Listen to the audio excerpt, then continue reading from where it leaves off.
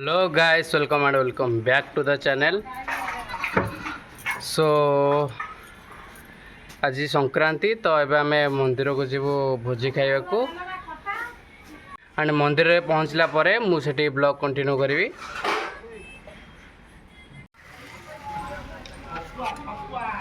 भोजी खाइ हलानी हे ही नहीं